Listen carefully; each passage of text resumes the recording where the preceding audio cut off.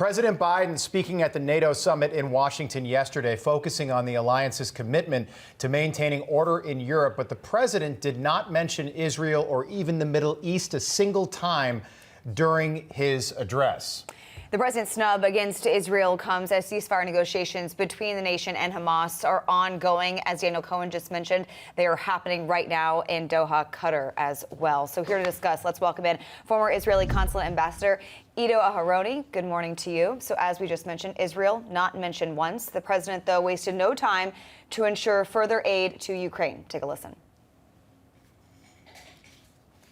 The United States will make sure that when we export critical air defense interceptors, Ukraine goes to the front of the line. They will get this assistance before anyone else gets it. All told, Ukraine will receive hundreds of additional interceptors over the next year. So he's threatened several times to stop sending arms to Israel. What do you make of that? And what do you make of him not mentioning your country yesterday? I think he's just following the advice of his advisors who are telling him Israel is divisive, Israel is controversial. You have a problem with the younger generation when it comes to Israel, so just ignore it. I think it's a mistake. I think that a recent study by Harvard University, Harris Poll, a recent study by Pew, a recent study by Axios, they're all indicated close to 80% of the American people put the blame squarely on Hamas. So panicking because of a few campus protesters is the wrong conclusion in my view. Yeah, can I ask you about, so we keep hearing about, again, you just heard Daniel Cohen's report. We're at almost 300 days that these hostages have been held by Hamas terrorists in Gaza. Many have died. Right now, I know that Mossad leaders are in Doha negotiating the release of these hostages, or at least trying to. Now, much of this, if not all of this, is really up to Hamas. But are you optimistic that this will be more productive than any previous negotiations we've seen over the last several months? I think we always have to be optimistic in such a complex situation of negotiations, but at the end of the day, you are correct. The hostages are Hamas's only leverage, and it seems like they have no intention of giving it up. And I think that we've seen this before. Hamas, if they wanted to end the war, if they wanted to see the IDF outside of the Gaza Strip, all they had to do is release the hostages. Does that really end the war? Because many in the West don't believe that Benjamin Netanyahu will stop, even if the hostages are released. Well, the sad reality, and I say sad for Israelis and Palestinians, is that 10/7 taught us, the Israelis, something very basic, very fundamental. We cannot live like this.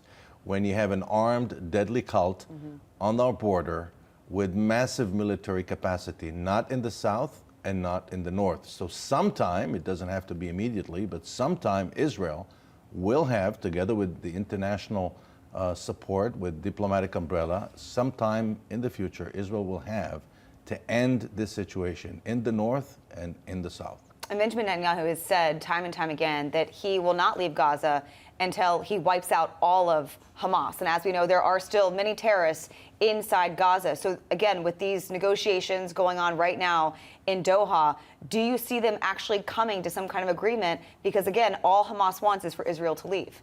Correct. And so, first of all, the Israeli Minister of Defense said yesterday that about 60% of Hamas military force was taken out. This is the most complex case in modern urban warfare because you can't tell the difference between Hamas terrorists and civilians. They all look the same. So it really is presenting the Israeli IDF with a hugely complicated challenge. So it will take time. It will take time, and I think that's what you're seeing. It's been 9 months, and the job is not done yet. But there's no question in my mind, at least, that the ending Hamas rule in Gaza is a feasible goal for Israel. It's going to take time to achieve. NATO leaders are in Washington. Today is day number 2 of this NATO summit, and there are reports that many of these world leaders have noticed a clear cognitive deterioration when it comes to President Joe Biden. Do you think he is fit to serve another 4 years based on what you have seen? Well, it's not for me. I'm not even an American citizen. I don't want to get involved in this. I can say that the Israelis pray for America to be able to produce the best leadership it can. I think that's the most appropriate thing to say. Would the Israeli people welcome a second Trump presidency? Well, you know, Trump was very popular in Israel. He did things that no other president had done before, like moving the embassy, recognizing Israel's sovereignty on the Golan Heights, and so on. But I should say, at the same token, that every president, by definition, even presidents that had strained relations with Israel, like George Herbert Walker Bush and others, were popular at the end of the day because the Israelis see the President of the United States as their leader as well. So that we have to remember. All right, Ambassador, thank you so much for joining us. Really appreciate it this morning. Thank you. Thanks, Ambassador.